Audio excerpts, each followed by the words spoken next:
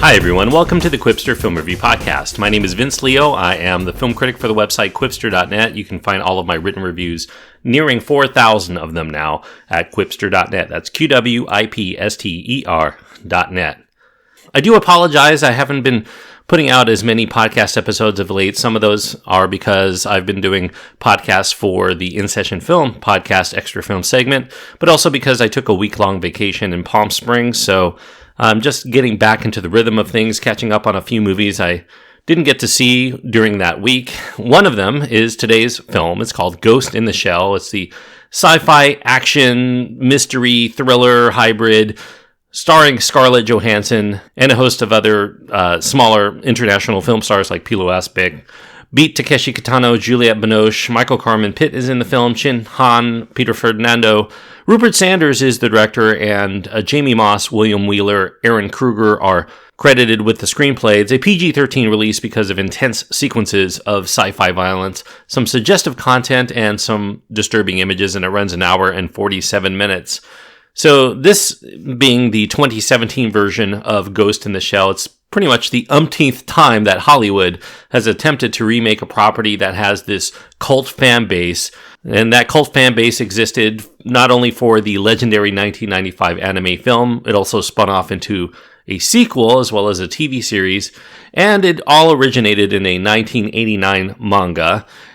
This one tries to broaden its scope to capture as wide an audience as possible to, in their minds, hopefully earn a tidy profit. And as is the custom, the decisions that are made in order to increase its blockbuster appeal go right against the grain of what that original fan base holds dear. And that means that that fan base is going to treat this film with a lot of negative social media commentary since the time it's announced, and especially since the time that Scarlett Johansson was announced in the main role, and that led all the way up to the film's release and beyond. Now, with this film, those who were involved with the process were never able to quite convince the public who are aware of the original work that they would honor the original manga and anime and all of the sequels and spin-offs. And as I mentioned, the most glaring skepticism among that group came after the casting of Scarlett Johansson in the lead role that led to cries of so-called whitewashing the characters in order to open the film up to new markets and to new audiences the world over.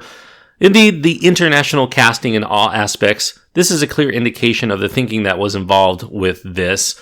But when the original work is distinctly a Japanese product, and given the distinct lack of Asian actors who get to appear in lead roles in big-budget Hollywood films, usually that's really relegated to action films, if anything, the backlash against Ghost in the Shell has run rampant, and unfortunately it is suffering at the box office, partially as a result of that and partially because I don't know if this is a property that had a lot of crossover appeal to begin with. Now, it's not necessarily a bad idea to try to open what is nearly a 30-year-old property to modern times, because there's a lot that's happened since 1989 in terms of the technology and the internet. Most people were not even aware of the internet back in 1989. In 1995, when the anime version was released, AOL was the predominant player there. Slow as molasses, it used dial-up modems at the time. It really was still kind of a niche market. Surely, since then, the amount of people who are now tapped into technology as part of their identity, whether it's on their computers or their smartphones or tablets or, Facebook and Twitter and all of those other things, that's increased 100-fold or more. Maybe that also means that what was once that niche philosophical idea is now becoming something more readily identifiable as the norm nearly in all corners of the globe. Maybe this is an idea whose time has come. If done right, it could work. Unfortunately, the directorial duties for this live-action version of The Ghost in the Shell goes to Rupert Sanders. His only sole feature-length work comes from the marginally appealing Snow White and the Huntsman. With that film, Sanders did a fair job in drawing out a lot of those stunning visual components of that story, and so he does here too. I do think that any attempts at imbuing his characters with the semblance of characterization necessary becomes flat, and you never really get emotionally invested in the characters, even though some emotional things may occur to them. So as far as what the film is about, the film does start with Scarlett Johansson playing Major, who is this law enforcement agent who has a human brain, but she lost her body after a terrible accident that nearly killed her. That brain was put into a new body that's entirely synthetic. She's essentially a robot with a human mind. And as we learn in the film, she's the first of her kind.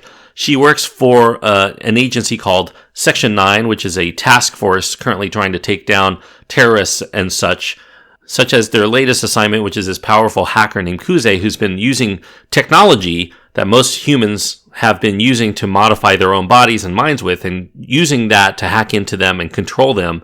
And they end up doing his terrorist bidding. As Major gets closer to identifying who the hacker is, she learns more and more of the targets of his assassination attempts, which happens to be Hanka Robotics, which is the very corporation that made Major's shell, which is also known as her artificial body.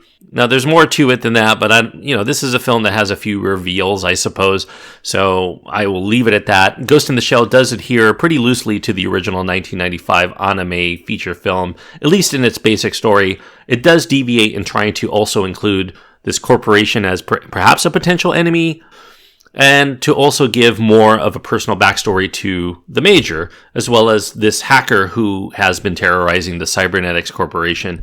Now, unlike the 1995 effort, in which you're thrust into this peculiar world with very little explanation, you have to kind of piece it together as you go along with it, there's quite a bit of exposition throughout the 2017 release, so that there's more to try to keep viewers in the know as to what's happening at all steps of the story. So some people who really enjoy the original work for being able to watch it multiple times and get really more out of it, because it is a very dense story and a lot of stuff is going on. This film really lays it all out. You should not necessarily be that confused throughout this one. It very much simplifies the plot. Some people who did not like the original work because it was too confusing may like that aspect, but I think that most people who really did enjoy the original will find it too dumbed down to really keep their interest here. Now, the performances, in a film like this, not really outstanding. That's not surprising either, but they're pretty workable for a film that's mostly built on its visuals, and Scarlett Johansson does a respectable job trying to portray an entity who's struggling between her human side in her mind, as well as her ghost, which is also called her soul or her heart or whatever you want to call it, which resides in this unfeeling synthetic casing. And that means that she mostly deadens her emotions, so she's not going to give an outstanding performance. She does walk and talk in a very pronounced gait or manner of speaking, and suggests that many of her motorized actions are being programmed by design. Somehow the mind is trying to use the body in order to do a certain task, and it's going to do it in the robotic way. And the aesthetics of the film, they're very impressive, but it's the lack of ability to generate suspense within the action that we do see, as well as any kind of genuine build-up for the mystery that leads to what should be stunning revelations. Those aspects neuter Ghost in the Shell into becoming just an eye candy film work that really can't sustain itself on its own characters or the story that's at hand. And as I've often said, it really does take a visionary director to try to bring a visionary work from another medium to life.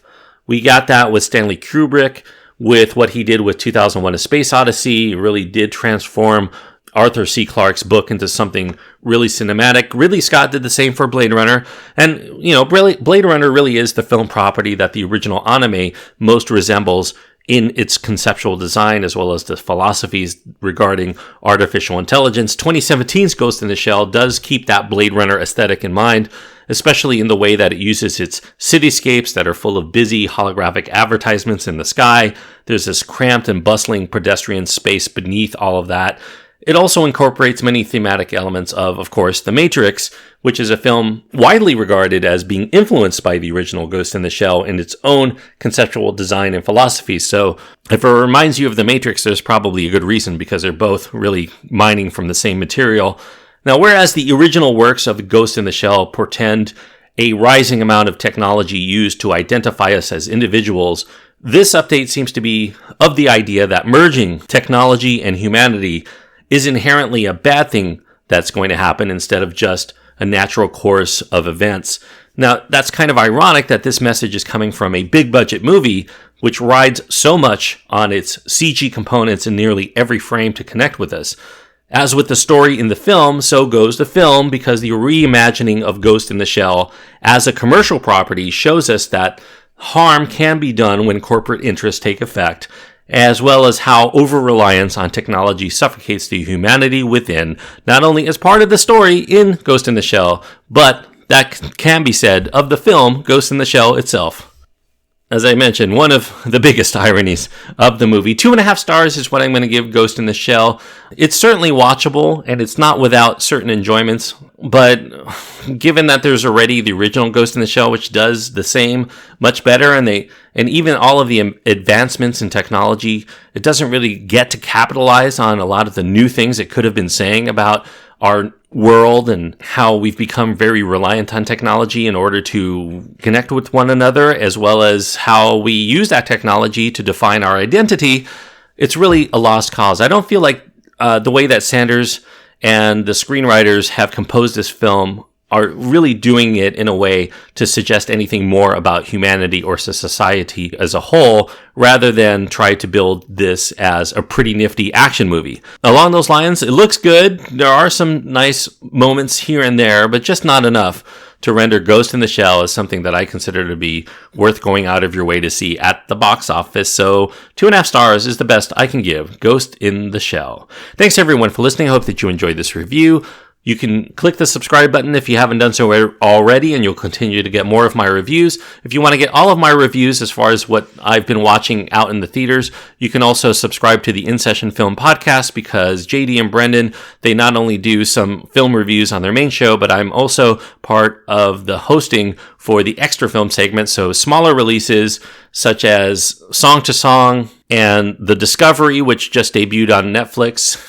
Also, recently, just a couple of weeks ago, I did a review of the original Ghost in the Shell, and you can hear my commentary there on the In Session Film Extra Film Segment podcast episode, which I also reviewed Wilson, the Woody Harrelson movie that's currently out in a very limited selection of theaters. So if you want to hear all of that, check out InSessionFilm.com. Don't forget, you can contact me at quipster.net. You can find my contact information, as well as get links to my Twitter feed and Facebook page where you can follow me and also get in touch with me there. So thanks everyone for listening, and until next time, please enjoy your time anytime you get to go to the movies.